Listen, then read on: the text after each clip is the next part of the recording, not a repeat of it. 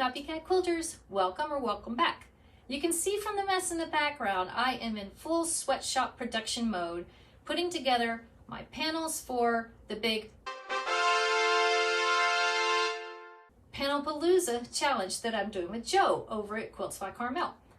I have my panels cut out, my pieces, and I chose a pattern off of a website that I want to tell you about. It has a lot of free patterns, but I'm going to use the word that usually makes my viewership drop. If you go over to the AquaQuilt website, there are probably hundreds or at least 100 different patterns that you can get that you don't have to have AquaQuilt dies for or the machine. If you can cut a 1-inch strip and subcut it into other shapes, you can use those patterns. So that's what I decided to do with this. I did use my AquaQuilt to cut some of my strips because I have it, but you could totally make this entire quilt not having any AquaQuilt. I'll put the link below, but if you go to that link, all you have to give is your email address and set up a password, and you can get access to all of those free patterns. And just a little secret, they have tons of free embroidery patterns too. They're made to go around their die shape, so if you cut a heart, it has an embroidery pattern for the heart, but you don't have to have the die shape. So you can do the embroidery just like you would with other applique.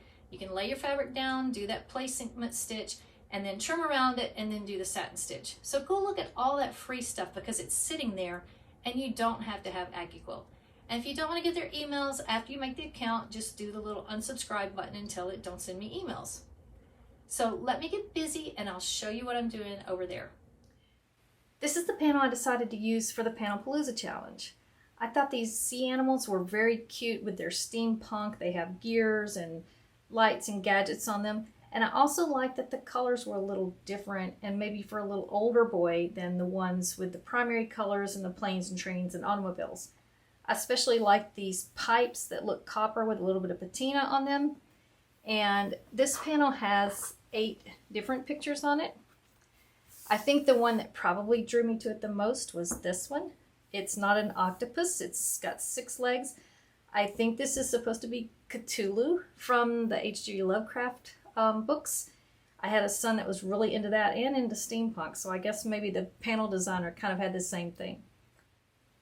When I got this panel, I didn't realize that these aren't all the same sizes. There are 8 pictures on this panel, and when I take my 10-inch ruler, you can see that one, you know, maybe adding a 1/4 inch all around is about 10 by 8.5. And these were kind of all around that same size.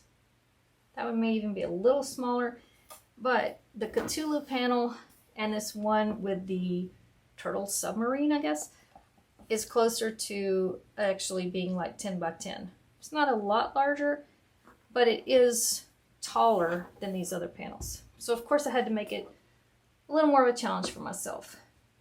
I think what I'm going to do is cut the panels out and either cut extra around these smaller ones to make them up to the size of the bigger ones, or I may trim them out kind of uneven. I'm thinking about doing some pipe work to make it look like pipes going all around.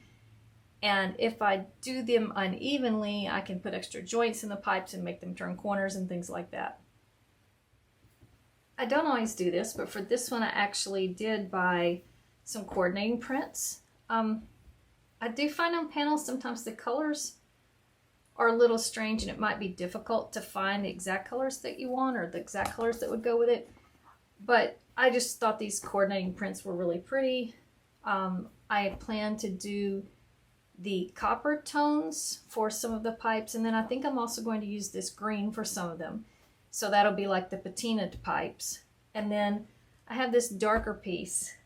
When I originally got the darker piece, I was thinking it would blend more with the background, but these are definitely solid black. So I'll have to figure out what I'm going to do with that. I can't decide if I want to do the black and continue, you know, the black as the background and just have the copper and the green, or if I also want to incorporate this into the background somehow. And I bought this print that's a coordinate with it, but I don't think I'm going to use this on the front of the quilt. So that's my plan and my ideas for now. I have my squares cut, And I really didn't try to get them to be the same size because I already know that they're different sizes, even the little, this one's square and this one's rectangle. So the only thing I really did was to try to make sure the panel was kind of centered into my square or rectangle. And then I did cut to make sure my corners were at 90-degree angles so that I'm working with straight corners and straight edges. The pattern calls for those fancy interlocked blocks to be on the corners. So I counted up how many of those I need, and I think I need 12 of those total. And I'm going to sew those now. Then I can use those straight pipe pieces in the middle and cut them to the length that I actually need. So this one for this side is going to be shorter than that one, but I can get those fancy blocks on the corners and I can get the pipes going down the side. Then I'll start putting it together and try to figure out what I'm going to do with this quilt. So these are pieces out of my block that I'm going to need. These are 1.5 inch square, half square triangles, and they'll finish to 1 inch. That's a tiny little half square triangle. I have an AccuQuilt cube that makes a 4-inch block, and these are the small half square triangles in that cube. And I needed that size because I want my pipes to be thin, and this will connect up with the pipes to form that pattern according to the diagram that I have. So I sewed these little babies up, and the great thing about using AccuQuilt, I don't have to trim those down to any size. They finish up, as long as your stitching is accurate, your 1/4 inch, they finish up to the size that you need. So I'm going to go to put together 12 blocks of one color and 12 blocks of the other based on my pattern, and come back and start putting them around the corners and see how that works out. I grew up in the deep South in Louisiana, so I'm allowed to use this word. Y'all, this thing has been such a pain. These blocks look the same, but they're actually two different blocks. One has the big yellow running through and one has the green running through. Those half square triangles have to be in the exact position. So I got those done with much consternation and pain. And now you can start to see there's going to be these strips around the sides, and that continues, like this one continues the yellow, and the yellow goes across. I really want to keep these pieces different sizes. I think that'll look cool. I think that'll make it hard on myself, and that's what this project has become.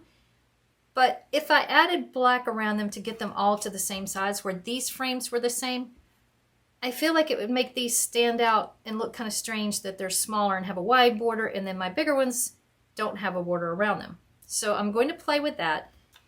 Looking at the paper pattern, I don't know why it got so confusing for me, but I felt like it was the opposite direction of what I needed for here. So I actually cut it apart so I could swap the sides, and I laid this out, couldn't find any tape, and figured out, okay, this cornerstone goes there to where the yellow's across, and this one goes to where the green is up, and laid them out this way. I need to make these yellow with black on each side strips to go on the top and bottom. I've sewn this one, not that one. And then these yellow pipes are going to go down the sides. If you see on this pattern, I need to make pieces that go here that don't have anything. It's a pipe and background color, and then a background and a pipe and background.